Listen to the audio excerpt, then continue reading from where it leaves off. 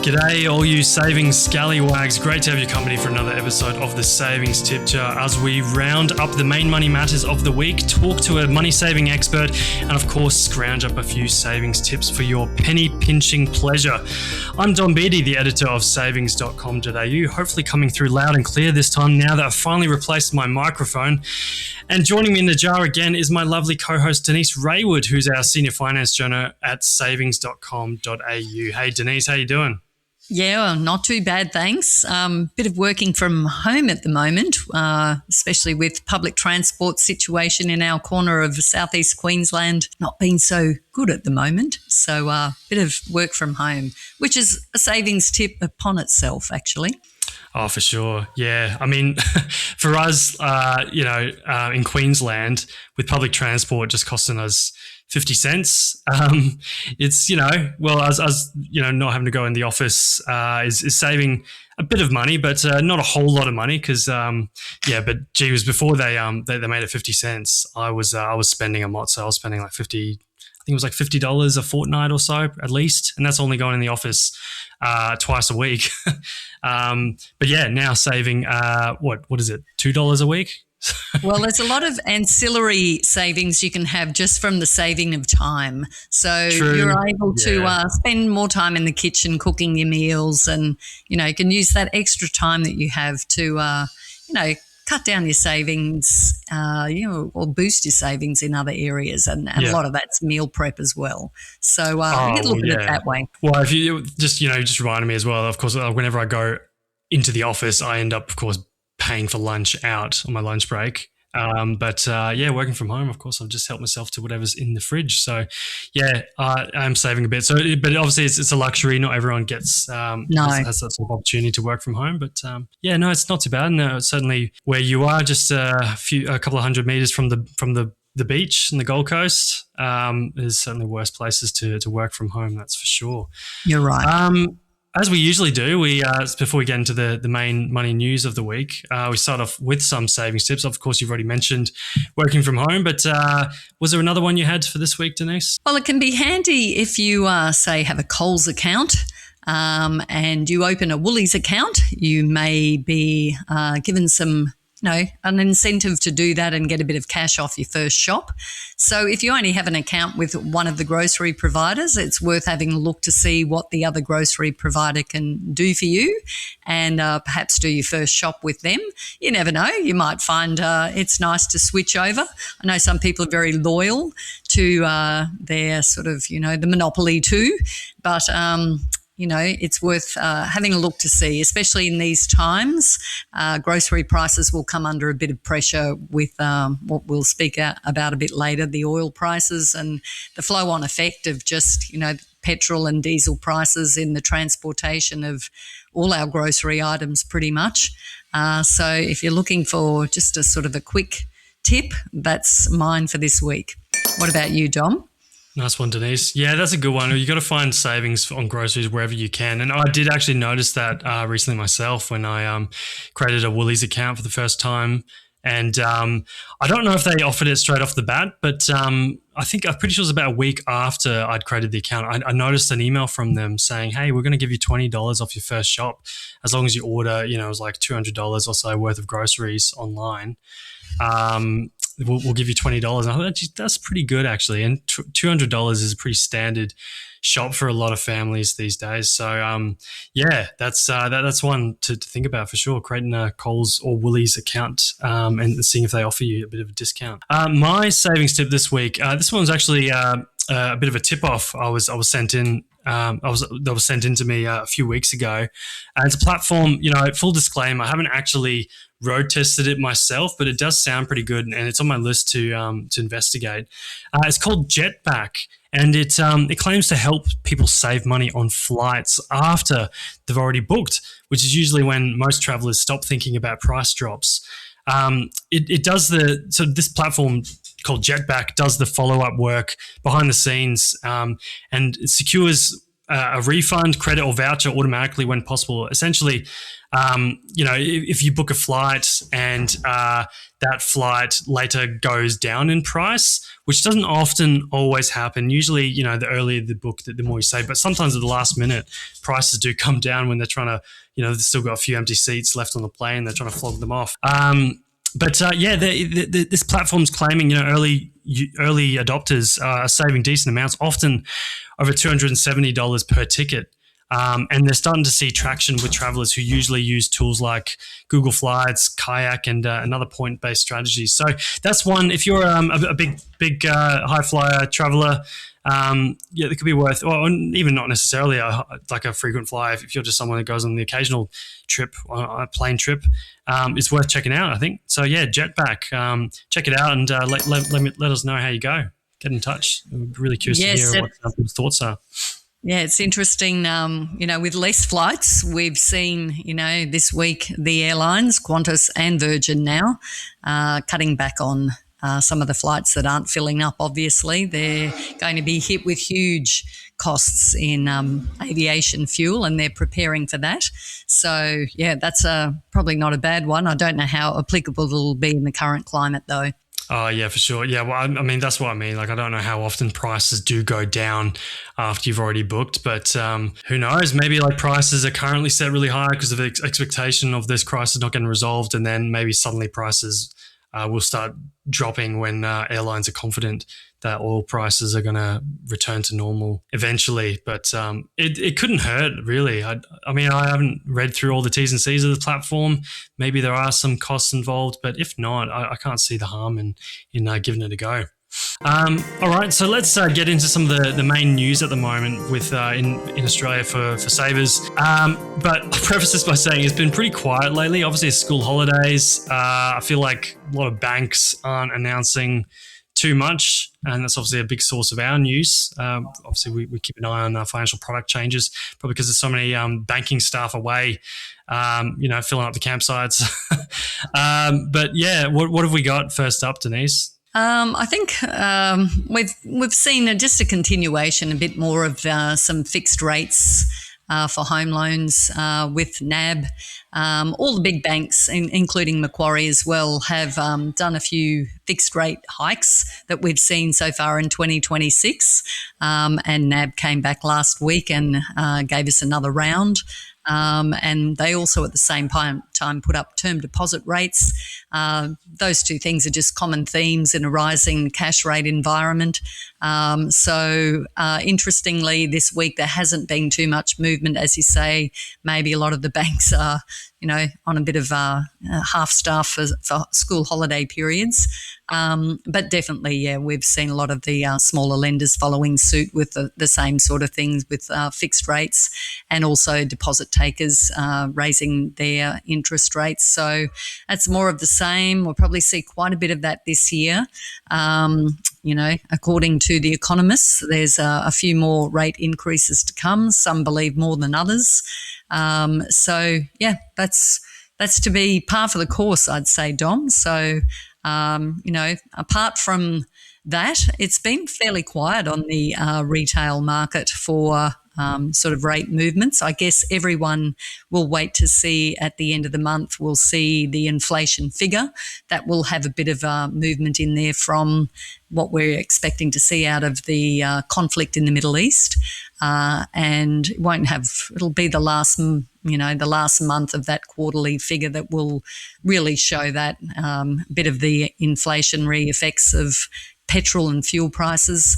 So, and then we wait and see what the RBA makes of it, which will be first week of May. So not all that far away. What else is happening, Dom? Anything else that we should be speaking about? Yeah, I was going to get onto some of the movements in consumer confidence, but before I do, I was just looking at that story you wrote there on the NAB fixed rate increases, because I think we did talk on last week's episode about some of these fixed rate changes and how some people might be eyeing off fixed rates in home loans at the moment. I mean, I myself, I've got a big mortgage. I'm on a variable rate currently. My current rate is 5.82%. But then, of course, I'm hearing from the likes of Westpac that we'll probably see 3 more rate rises, RBA rate rises this year. But just looking at some of these fixed rates on offer from NAB, I mean, they're currently offering owner occupiers making principal and interest repayments 6.39% for 2 years for those with the LVR under 80%. But it's not tempting me too much right now because, obviously, as I said, I'm on 5.82% variable at the moment. But if there are indeed three more rate rises this year of 0.25% each time, that's 75 basis points worth of rate hikes in total. After the third, if there was a third hike, after that third hike, you would currently be ahead. You'd be winning with 6.39. Well, I would be winning because if I if I did switch to that, because if I just let my rate go up by 0.75% with the variable rate, that would take my rate to 6.57%. But yeah, it's just one of those things you have to be sort of willing to. It's part of the game, part of the gamble that you're taking.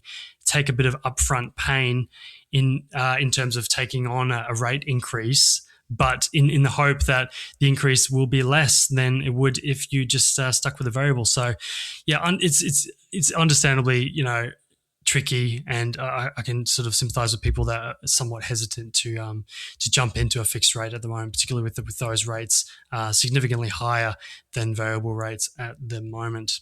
But yeah, for sure, if you can see a fixed rate that's less than 6%, that would certainly be tempting me.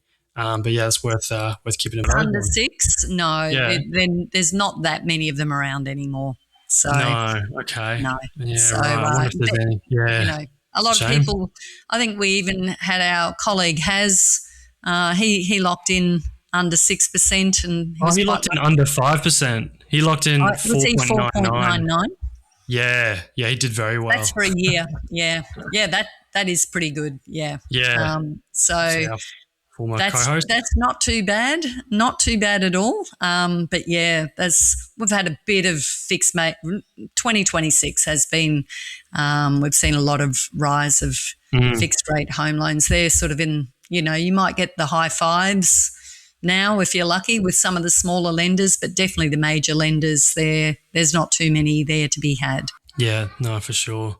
I guess that's sort of depressing information on on loan interest rates feeds into perhaps why we're seeing consumer confidence continuing to plunge. So we've just got the latest data this week out from the Westpac Melbourne Institute Consumer Sentiment, and it's revealed that that index is down 12.5% this month to 80.1 on the back of spiking fuel prices and rising interest rates. And it's triggered the biggest fall since COVID. So yeah, that 12.5% drop is the biggest fall since that huge global panic, which was COVID. So, Westpac was saying that at this score of 80, the index is back near historical lows, albeit above the extremes seen at the onset of the pandemic and during the recessions of the early 1990s and 1980s.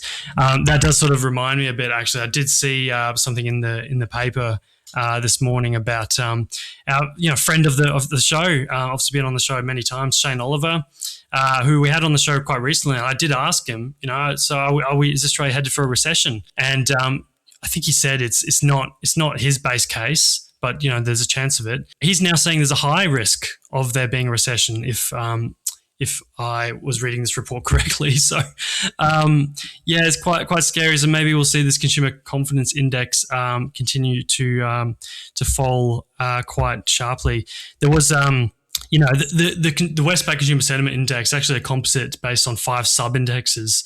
And, there's one that tracks assessments of family finances compared to a year ago, 2 that track expectations for family finances in the economy over the next year, and so on and so forth. The biggest falls were across the components tracking assessments of current conditions. So, yeah, that's obviously because of the surging fuel costs, which are weighing particularly heavily on the family finances versus a year ago sub-index, which that one plunged 16.7% to 66.8%, which is an extremely low read. But Westpac did say this is a touch above the 65 average recorded between 2022 and 2024. So yeah, it just goes to show you, like, really since 2022, we've really been in the doldrums. Obviously, it picked up a little bit when we all started thinking, okay, we've slayed the inflation dragon, things are going to start to get better.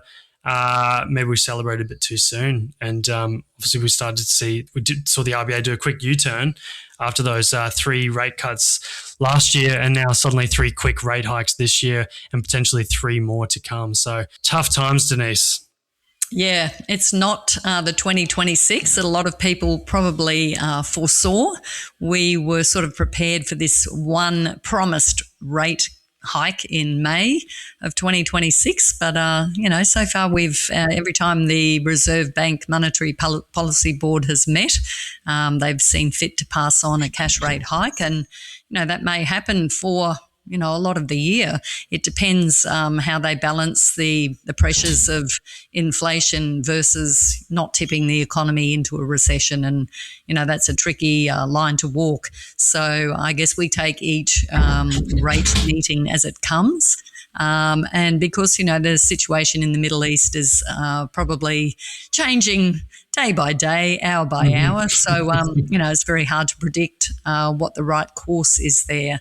So, yeah, it's very hard. I can understand why consumer sentiment has plunged, because there's just so much uncertainty for everyone, and economists would have to agree. No one can really pick what is going to happen with the global scene, and that is, of course, a huge factor in what our own domestic economy will have to deal with this year. Yeah, definitely. It just goes to show how much the world really does still depend on oil. I've been reading there's things you forget about. You often, a lot of us just think, oh, oil, okay, yeah, we just need that for petrol for our cars. But there's so many other things too. Like you need oil to make plastic. And plastic is obviously not just like plastic toys and things, but or plastic bags in the supermarkets. We need plastic in even like electric vehicles need have plastic interiors. Even a lot of the medical supplies, all the things that you find in hospitals are made of plastic. Even things like natural gas and stuff that's being heavily affected by this closure of the Strait of Hormuz, and that's affecting things like helium. And you need helium for MRI machines and a lot of other medical instruments. So it's scary, and that's why every day we're checking the oil price. I believe you got a quick update for us on that, Denise. Yeah, I just have had a look. They have dropped a small amount. They're under $100 a barrel again now. They change all the time. That's come down, and we were well over $100 a barrel for a while there. So, there must be some reason that the people that do the oil trading must have some reason for that. As we speak, the US has blockaded the Strait of Hormuz and apparently today turned back some Iranian tankers. A blockade of the Strait of Hormuz by anyone, it doesn't sound like the most ideal situation. So, I don't know what the overall plan is there. Nice. And I think we were discussing, Dom, that, markets seem to be quite optimistic given, how the situation could turn quite sour quite quickly. Maybe we haven't seen that play out in the markets yet. But, yeah, it's at this stage, I guess, we remain optimistic, and it's hard to know what's true with the current conflict. So, that's, I've got to the stage now when I read things that come from the White House, I don't know how much credence to place in it. So maybe the markets know more than we do. Yeah, particularly with this sort of like, madman diplomacy that we keep seeing play out. We just don't know if what we're seeing is it a genuine threat, or is that just trying to keep the belligerents guessing. It's such a tricky one. Markets obviously don't like this unpredictability, but then like you said, usually markets over panic and with things like this, and they assume the absolute worst. But we're just looking at that oil price. I've seen some people saying that they're like amazed it's not higher. They don't understand why. For Brent crude at the moment, looking at $95 US dollars a barrel. Some people saying, no, the more realistic price would be 150 or so. So yeah, we'll see how that plays out. Maybe obviously these big traders, the hedge funds, smarty pants and stuff, that maybe they know something we don't. And I'm usually trying to be a glass half full guy, and maybe they think this is going to get resolved, and then the oil that we all depend on so much, there'll be rivers of it flowing through soon. So let's just keep our fingers crossed that everything gets resolved without people getting hurt. That's what everyone would like. But yeah, just a quick look at what that means for petrol price at the moment. I'm just looking around the country at the moment, just, for unleaded 91. Sorry, I don't have a diesel car, so I don't pay too much attention to that. I know diesel drivers are really suffering at the moment, but yeah, for unleaded 91 users, looking around most of the capital cities, it seems to be hovering around that $2.20 a mark at the moment. I have actually locked in that price, well, just under that, $2.19.9. With the 7-Eleven fuel price lock, just because just in case the petrol prices go up, I can just go to that 7-Eleven and fill up there. But if not, I'll just go to another service station. So that's another reminder of that app. It's a good tool just to sort of hedge yourself against potential future increases in petrol prices. All right, I think that wraps up the main money news of the week. Sorry we didn't have more for you. It's been pretty quiet, but time to move on to our next segment. All right, time for our Dollar Dialogue segment. And this week we're talking to someone that's made a real habit out of hunting down bargains and seeking out savings. And that is Melbourne mum of two, Amanda Dean, also known online as the Bargain Boss, where she's been sharing for the last few years many savings tips that she's uncovered for her tens of thousands of followers. And I'm pleased to say she joins us now. G'day, Amanda. Welcome to the Savings Tip Jar. Thank you so much for having me. Hi, guys. Hi.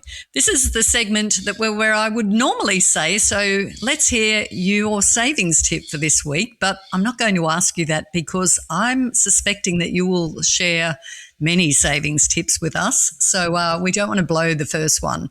So, tell us how you became the Bargain Boss. How did that all happen? Well, Bargain Boss started with the sole purpose of wanting to help people. At the time, I was working for Consumer Affairs Victoria as a conciliator, and my role was to basically mediate disputes between consumers and businesses. I knew that after a decade of being there, I was looking to change it up a bit. I would often come in after my lunch break and I'd tell everyone my bargain finds that I found during the day or over the weekend. And my friends would, often comment, oh, you should start something, do something. One of them used to insist that I write a book, but I didn't really think that would go anywhere. So one day I decided, I'm just going to do it. A friend at work actually gave me the name, which I love, and I started it. It started with a simple post about free donuts at Krispy Kreme's and some markdown items at Coles. And it kind of kicked off from there. Yeah, it's amazing. I dare say, I wonder if this is like the modern equivalent of writing a book. It's starting like an Instagram page and gathering up followers, and perhaps you've reached more people than you would have with a book. I'm really glad you've done what you've done. Now, obviously, right now we're sort of at the tail end of school holidays. Obviously, you're a mum of two, as I mentioned in the intro. School holidays can be a bit of a nightmare for parents. I've got two young kids myself. What are some of your best savings tips for school holidays that can also be a bit of a budget killer for parents? I guess not to overthink it. The kids are going to remember the memories of what you do, whether it involves money or not. So simple things like packing a picnic and going and finding a new park. We did a little challenge it probably lasted about a month, where each weekend we went and found a new park around the area that we hadn't tried previously. So it was, simple but exciting for the kids. Other things would be to, build a blanket fort and read and color underneath it. Have a family movie night. That's probably one of our favorites. All it costs is a couple of dollars for a few bags of popcorn and we put on a movie and grab some blankets and sit together, and it's just enjoyable. So at the moment we're doing the Marvel movies with our kids, and we just really enjoy that.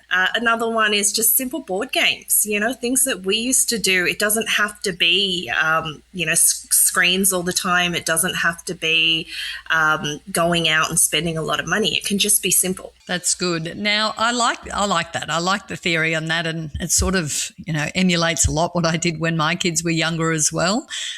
We used to have it was like a fitness trek, and my kids would always just hate school holidays because of how many times I would make them do the fitness trek.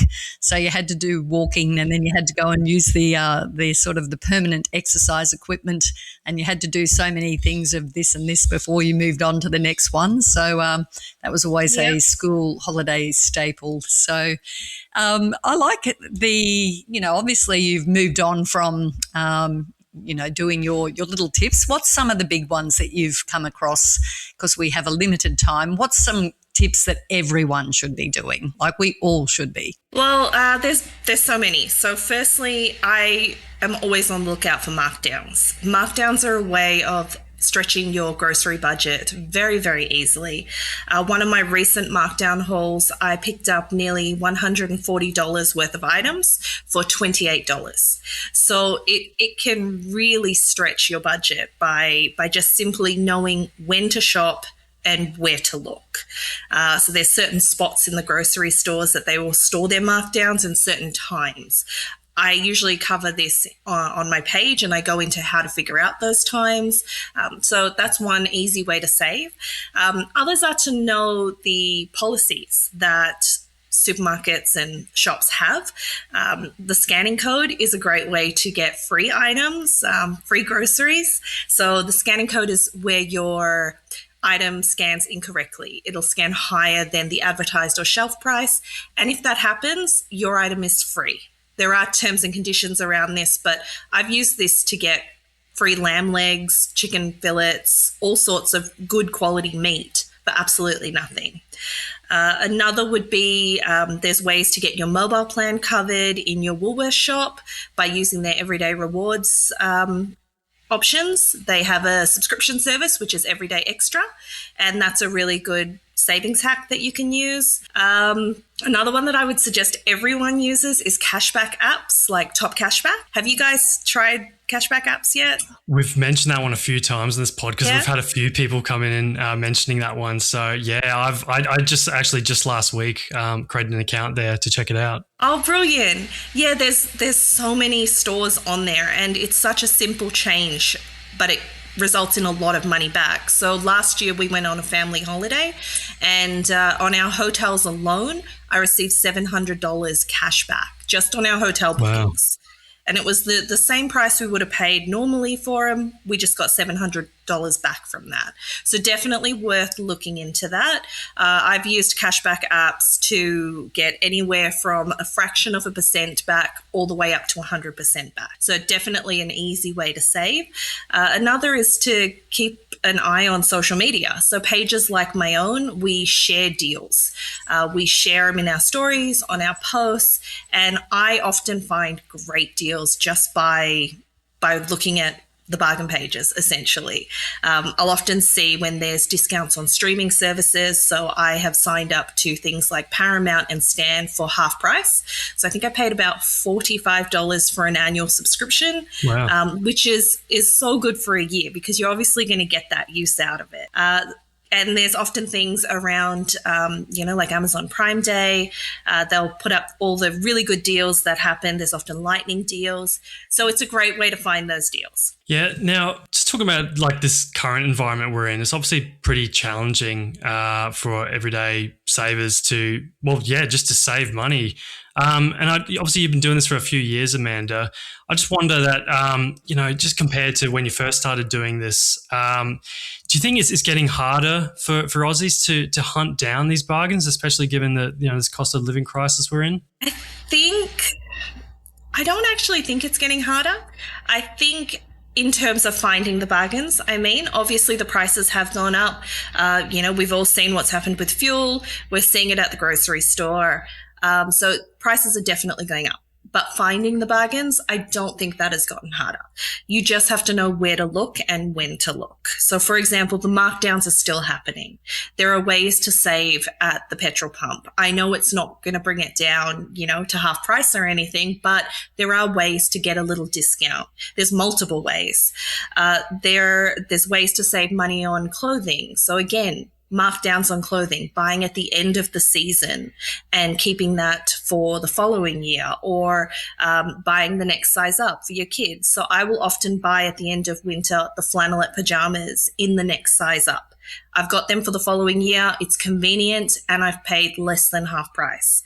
So I just don't think it's hard to find. I think it's just taking the time to do it. Interesting. You remind me of a friend of mine. I think everyone might have a friend, and I suspect you'd be the person in your friend group, Amanda, who just loves a bargain, and I would actually even say is addicted to a bargain.